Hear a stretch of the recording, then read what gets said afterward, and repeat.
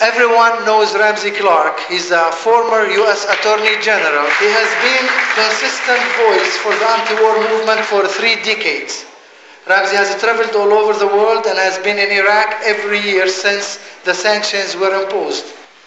If you think it's been a long evening, wait till I get through. But we're going to have to take some long evenings, because this planet is deeply troubled, and the greatest cause of that trouble is our own government.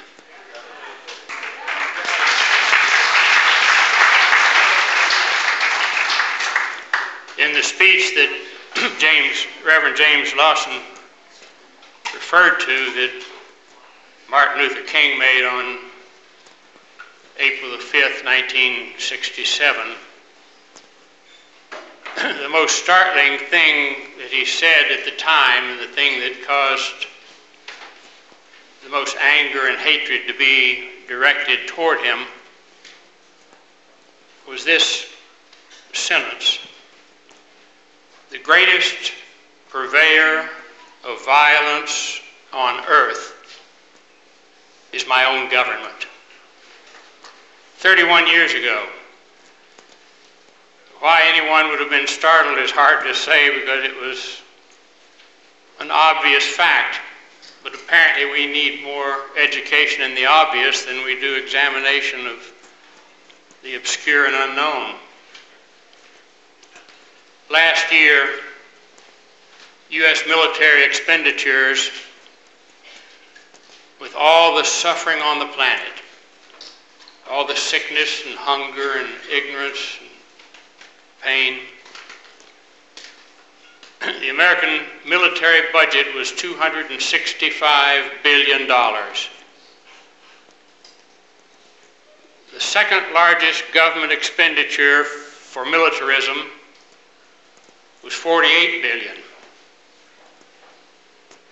And that was the Russian Federation. The United States military expenditures exceed those of the top 12 government expenditures on earth by themselves, and are more than 1/3 of all the military expenditures on the planet.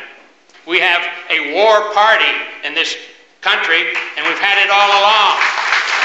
And you can call it Democrat for a while, you can call it Republican for a while, but it has been the special economic interests in this society that have governed us from the time that we founded our governments on this continent. And the people have never controlled those governments. We call ourselves the world's greatest democracy. We are absolutely a plutocracy. It's the most obvious thing in the world. Wealth governs this country, and wealth uses military violence to control the rest of the world as best it can. And we're responsible, and we will pay the price for it. If we don't control our violence, if we don't control the effect of the symbol of our glorification of violence on our children and on the rest of the planet, then this human species is going to be the first to destroy itself completely.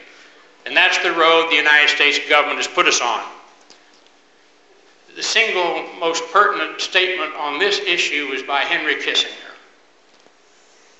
When the Iran-Iraq war began, over 1 million very young men lost their lives in that war. Henry Kissinger said at the beginning of the war, 8 years of war, I hope they kill each other. And that was exactly our policy. What could be better? Have them kill each other. Then who has to worry about that region anymore, you know? And don't think that's not exactly our policy. All over the world where there are poor peoples living today, that's the solution to overpopulation. Call it triage, whatever you want to call it. Let them kill each other, let them die. And they're dying all over Asia, Africa, and Latin America, where the masses of poor people live. They're expendable there as they are expendable here. As appalling as what we've done and what we've threatened to Iraq. The worst violence that all of our technology could unleash, and then the strangulation of the sanctions. The thing we have to realize is it's what our government leadership has been doing all along. It's not terribly different than how we addressed the folks that were here to meet the Mayflower, standing on the dock, the North American Aboriginal peoples, the Indians as we call them. A long, steady course of destruction of those peoples. It's not terribly different than what we did to the slaves that were brought over in chains from Africa, those that survived the transit, which wasn't easy. You look in our history books, you don't read about a Philippine-American War. You read the Philippine history books, and they know about a Philippine-American War. We call it the Spanish-American War. We were liberating the Filipinos. We killed more than 1 million. Now we're bragging about the covert actions we're going to engage in against Iraq. Do you doubt for a minute that they're planning covert actions in half a dozen other places right now? That we'll react to them 5 years after the misery has begun and the people have been devastated? What we have to realize is that if we don't stand up and stop this now, if we can't stop these sanctions in Iraq, and if with them we can't prohibit any further use of sanctions that are designed to impact on the poor, then there are no poor people on the planet that will ever be safe from our government and its future acts.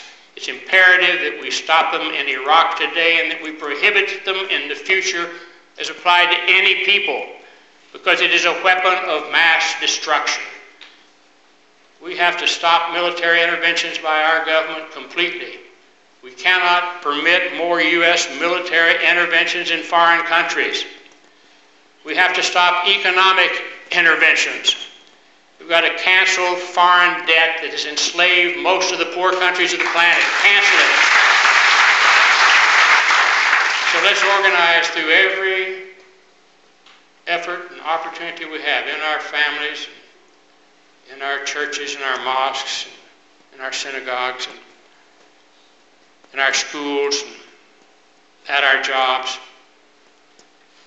a massive coalition committed to end militarism and economic exploitation by our government.